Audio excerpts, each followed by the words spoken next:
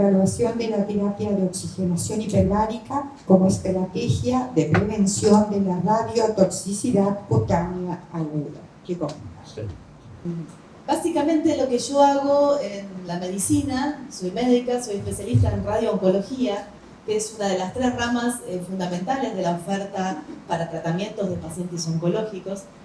Y particularmente, es la terapia que se llama radioterapia, o cuando la gente va a hacer rayos, para los que por ahí no entienden el lenguaje más técnico, pero básicamente a eso me dedico. Hace más de 20 años que hago radioterapia y he visto una transición inmensa en lo que es el manejo de las toxicidades actínicas. Ustedes saben o pueden por ahí recordar de generaciones pasadas, de nuestros padres o de nuestros abuelos, cuando hablaban de ir a hacer rayos, todos asociaban la radioterapia con quemaduras o con toxicidad dérmica muy severa. Hoy por hoy, gracias a los avances tecnológicos, sobre todo los computacionales, los de cálculo y la posibilidad de adaptación de los planes a los pacientes, no de los pacientes a los planes, o sea, sino de que nosotros hagamos lo posible para diseñar cada tratamiento para la anatomía específica de un paciente, se han reducido muchísimo las toxicidades cutáneas. Aún así siguen existiendo y casi prácticamente todas las pacientes que realizan ciertos tratamientos tienen algún grado de toxicidad. Por ejemplo, el mayor ejemplo de esta clase de tratamientos son las adyuvancias, o sea, los tratamientos que se realizan después de cirugía y después de quimioterapia en las pacientes que tienen cáncer de mama. Entonces, este es el modelo que hemos tomado. Llegué a la medicina hiperbárica un poco para esto. Es una de las pocas estrategias que hay para el tratamiento de efectos actínicos o de secuelas actínicas. Esta clase de tratamiento consiste, esto es una explicación molecular que ahora se las voy a tratar de resumir para no marearlos, pero básicamente la oxigenoterapia es utilizar oxígeno como el que respiramos aquí nosotros respiramos oxígeno al 21%, dentro de una cámara hiperbárica pasamos a respirar oxígeno casi al 100%, y aumentamos la presión atmosférica. Aquí estamos a una atmósfera, adentro de una cámara hiperbárica voy a estar, por definición, a más de una atmósfera de presión. Pero sobre todo tendríamos que estar aumentando más allá del 1,3 o 1,4 atmósferas para poder hablar de una terapia hiperbárica. ¿Cuántas atmósferas soporta un cuerpo humano? Bueno, para los usos profesionales a veces se sumergen a profundidades inmensas, a 40 metros de profundidad tenemos 4 atmósferas, entonces realmente uno puede adaptarse a diversas situaciones, pero cuando utilizamos oxigenoterapia para pacientes, los pacientes no son buzos profesionales. En general son pacientes con alguna fragilidad, son pacientes oncológicos, son pacientes muchas veces añosos y no es tan fácil presurizar a altas dosis. De aquí surge una tecnología que es la presión media. Entonces yo utilicé para este protocolo oxigenoterapia hiperbárica de presión media, de 1,4 atmósferas. Bueno, un poco hecha esta introducción, básicamente la radioterapia, como bien dice ahí, es un pilar en el tratamiento oncológico y, por supuesto, induce toxicidad actínica aguda y tardía. O sea, hay efectos ahora y hay efectos secuelares. Siempre la radioterapia deja memoria en el cuerpo. O sea, las células que se irradiaron no quedan igual que las otras células normales. Alguna clase de cambio tienen. Y no solo es un cambio celular, también es un cambio en la comunicación entre las células, en el microambiente donde estas células crecen. Casi toda la toxicidad está mediada por mecanismos de hipoxia. Hipoxia quiere decir que baja la cantidad de oxígeno en esos tejidos. Y la hipoxia es el principal perpetuador de una inflamación crónica que termina causando fibrosis. La fibrosis es el defecto final y que puede en algunos órganos hasta terminar con la función del órgano, si esa fibrosis es progresiva. Entonces, como en su génesis está la hipoxia, la forma en la que trabaja la cámara hiperbárica es contrarrestar esa hipoxia, generar una hiperoxia, o sea, generar un aumento de la tensión parcial de oxígeno periférico en todos los tejidos de la economía. Entonces, Lo que hace la oxígeno tisular restaura el mecanismo oxidativo. La radioterapia tiene como principal mediador molecular en su génesis de efectos adversos esta molécula que se llama factor inducido por la hipoxia, justamente. Y cada vez que está presente, genera la secreción del factor transformante beta, que es el perpetuador de la inflamación. Si quieren más detalles de esto, después se los cuento, pero no quiero aburrirlos con esta explicación. Básicamente lo que hacen los rayos es generar el depósito primero de fibrina. Estos en tejidos normales, ¿está bien? O sea, los tejidos tumorales funcionan de otra manera, porque tienen otra genética. A ver, ¿por qué funciona la radioterapia? La radioterapia irradia todas las células de un sector. Las células tumorales son deficientes en mecanismos de reparación, han priorizado los mecanismos de replicación y tienen mucho más ADN que las células normales. Entonces, esas células son especialmente radiosensibles y mueren. Lo que nosotros queremos es que las células tumorales mueran. Ese es el objetivo número 1 del tratamiento radiante. Y las células normales o de los tejidos circundantes son las que van a presentar toda esta cascada inflamatoria que es la que les estoy contando. ¿Por qué? Porque tienen mecanismos de reparación. Pueden, de fracción a fracción, la radioterapia se hace en días consecutivos, hacemos un pedacito de la dosis cada día, entre fracción y fracción le damos la posibilidad de la reparación.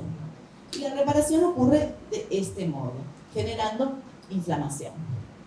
Entonces, hay un depósito de fibrina y sobre esa matriz de fibrina los fibroblastos, que son aquellos que generan colágeno, que ahora están muy de moda todos los colágenos y qué sé yo, pero básicamente las células nuestras que generan colágeno son los fibroblastos. Cuando se activan para reparar una herida, cualquier clase de herida, migran a esa malla de fibrina y se transforman en miofibroblastos. Los miofibroblastos son contráctiles, cierran, van cerrando la herida, acercan las posiciones, estimulan el crecimiento de otras células. Esa es la función que tienen estos miofibroblastos. Ahora, cuando los miofibroblastos se cronifican, empiezan a hacer colágeno, colágeno, colágeno, colágeno, y eso es lo que termina en fibrosis. El colágeno no es elástico, es como si yo pegara algo con la gotita o con un pegamento. Ese pegamento nunca va a tener las mismas características del material que está adyacente. Bueno, ¿de dónde sale toda esta idea? Entonces, bueno, está validado el uso de cámara hiperbárica para trastornos fibróticos crónicos. Todas las secuelas actínicas tardías, hay muchísima evidencia y hace años que hay evidencia sobre el beneficio en su uso para recuperar pacientes que tienen una toxicidad o una fibrosis instalada. El esquema que nosotros planteamos como hipótesis de trabajo es adelantarnos a la situación de fibrosis, iniciar antes el uso de cámara hiperbárica, ver si podemos tener prevención del efecto agudo o menor cuantía del efecto agudo, mientras la paciente está haciendo el tratamiento. Eso es lo que cuantificamos y para esta hipótesis lo que dijimos es utilizar una cámara que sea fácil de utilizar para los pacientes, posible de utilizar para los pacientes, que es de 1 a 4 atmósferas, con una fracción inspirada de oxígeno del 94%. Esto se logra con una forma muy simplificada de oxigenoterapia, que es un concentrador de oxígeno que da 10 litros por minuto. O sea, es un concentrador de oxígeno como lo que usan los pacientes EPOC, pero que es grande, digamos. O sea, tiene mucho volumen de aporte de oxígeno y máscara con reservorio. Con todo eso llegamos a esta cifra, 94% de fracción inspirada, no llegamos al 100%, pero estamos muy cerquita. ¿Y qué ventaja tiene usar un concentrador de oxígeno? Es portátil.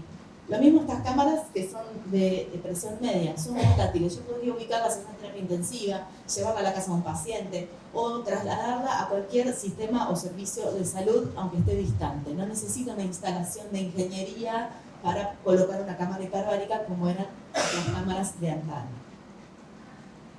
Bien, dijimos, bueno, si la paciente se va a beneficiar, tendría que hacer la cámara hiperbárica mientras cursa su tratamiento radiante, con estas condiciones, 60 minutos por sesión, o sea, 60 minutos de terapia efectiva desde que empieza la presurización a 1.4 atmósferas, y tengo que poder valorar la cuantía de la dermatitis actínica, que es lo que a mí me interesa medir. O sea, yo quiero tratar o prevenir la severidad de la dermatitis, porque es probable que no la pueda sea lo más leve posible, que básicamente la paciente lo pase bien el tratamiento. Para esto hicimos una validación de un instrumento que lo hicimos mediante una beca SIM, este secretario que estuvo a cargo de esta validación. Transformamos una escala clínica que es universalmente conocida, que es la de CTCAE, o sea, es la de efectos adversos agudos, en una escala que tiene muchos más grados. O sea, lo que hicimos fue sumar subgrados dentro de estos escalones. ¿Por qué razón? Porque sabíamos que la mayoría de los pacientes iban a estar acá, entre grado 1 y grado 2, porque ya tenemos las toxicidades de antes. Entonces, teníamos que poder subdividir y hacer más escaloncitos, aumentar la sensibilidad de la escala de medición. Esta validación fue realizada, perdón, por otro lado. Otra cosa que hicimos fue subdividir los cuadrantes donde íbamos a evaluar esa toxicidad. ¿Para qué? Para comparar este cuadrante con el mismo cuadrante contralateral y ver esa evolución cuadrante a cuadrante. Así que bueno, hicimos para esto un ensayo clínico. Ya ahora pasamos a un nivel de intervención, un nivel explicativo de la ciencia. Hicimos un ensayo clínico aleatorizado, doble ciego, controlado. ¿Qué quiere decir controlado? Que hicimos una cosa muy loca, que es hacer terapia simulada. O sea, este es uno de los primeros ensayos que tiene nuestra universidad con pacientes. O sea, la intervención realizada en pacientes, en personas. Esta es la cámara hiperbárica. El paciente se pone acá adentro, se cierra la tapa, se inyecta aire para que aumente la presión y es un dispositivo muy sencillo porque tiene una valvulita de arriba que a la 1.4 atmósferas fuga el aire, con lo cual es re simple. Ni siquiera tiene un panel electrónico ni ninguna otra cosa de complejidad. Es súper sencilla. Este es el compresor que inyecta el aire dentro de la cámara. Este es el concentrador que administra el oxígeno que va a ir al paciente a la mascarita con reservorio, que está sentado adentro o acostado, o incluso como el oxígeno se administra por máscara, puede utilizar dispositivos electrónicos. Y estas dos cosas medio raras que ven acá, es un cuadro de válvulas. Ese cuadro de válvulas fue diseñado específicamente para este estudio, el desarrollo de la gente de Probática, que son los fabricantes de las cámaras. Lo que hicieron fue puentear, o sea, nosotros tenemos pacientes que van a hacer la terapia verdadera, que son el grupo experimental, que hacen 3 veces por semana, sesiones de 60 minutos, de la forma que ya dijimos que íbamos a administrar, y otro grupo, que va a ser el grupo control, que va a hacer una terapia simulada, una terapia sham. Las verdaderas investigaciones, ustedes saben, el efecto placebo, si yo quiero saber realmente la diferencia entre dos grupos, necesito hacer lo mismo, pero de mentira. Entonces, este es el tratamiento de mentira. Metimos los pacientes en otro grupo, 3 veces por semana, misma cantidad de tiempo, pero aquí el aire de la cámara era suficiente como para sostener la puerta, porque esta puerta se sostiene solo si la cámara está inflada.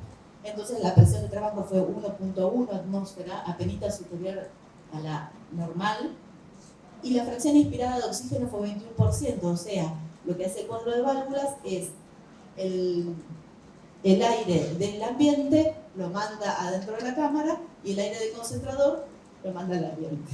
O sea que 2 minutos. Vamos a estar complicados.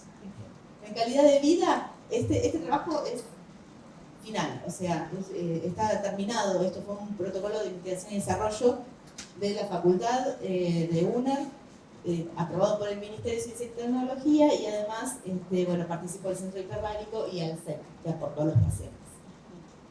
Hicimos un estudio termográfico de 2 tipos de medición diferentes para ver si podíamos adelantarnos al efecto de dermatitis. La termografía no nos dio mucha más información.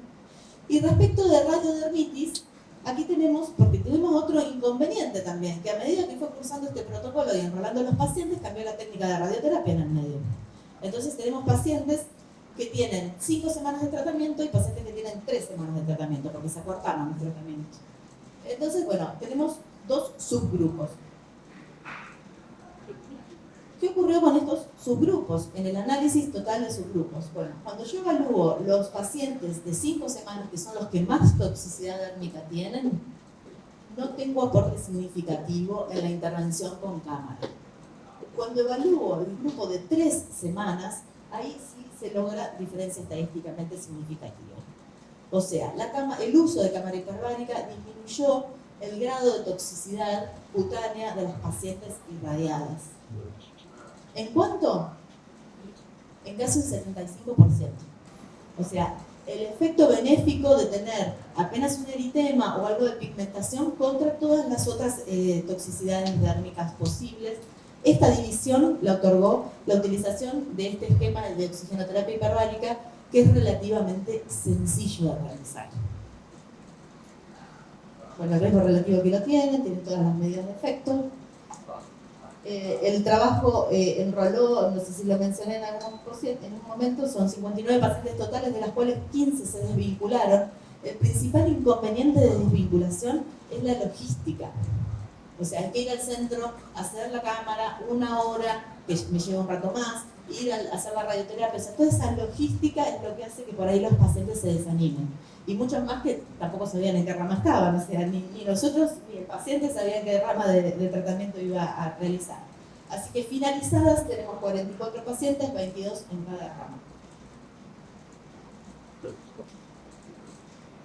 Así que bueno, en los pacientes con hipofraccionamiento, que es hoy el tratamiento estándar, con lo cual este resultado es sumamente tentador porque nos exige seguir indagando un poco en esta rama, esas pacientes demostraron muchísima menos toxicidad cutánea, o sea, demostró un efecto protector de la oxigenoterapia sobre los efectos adversos de la radioterapia. Las limitaciones de este estudio fue el tamaño muestral reducido, la heterogeneidad de esquemas de radioterapia que nos cambió la técnica en el medio del tratamiento y la adherencia por barreras logísticas. Las fortalezas es el primer ensayo clínico en este enfoque. Terapia de oxigenoterapia media, de presión media, sobre efectos actínicos agudos.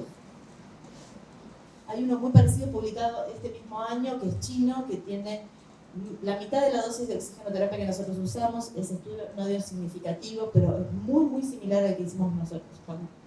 Vamos con los chinos. Obtuvo un hallazgo relevante en el esquema STAT-B, que es el esquema de radioterapia actualmente usado, y apoya la hipótesis de la modulación dentro de la ventana inflamatoria luego de radioterapia, con lo cual es un resultado coherente con lo ya conocido previamente sobre resultados tardíos en toxicidad tardía. Y hemos aportado metodología objetiva con instrumentos validados, o sea, hicimos todo un estudio sobre la validación de la termografía y la validación de las escalas de medición de toxicidad. Bueno, ni hablar, agradecer a todas las instituciones que han apoyado este ensayo, el Consejo Interuniversitario que pudo, gracias a él, pudimos tener becarios para realizar la investigación de la validación, a ustedes que nos permiten este espacio de difusión, a la facultad que siempre apoya las locuras que yo voy a proponer, al Centro Hiperbárico que puso la cámara y la logística, a ALSEC que se comprometió en el aporte de los pacientes y de los datos, y bueno, al Ministerio que es el que promueve los proyectos de investigación y desarrollo.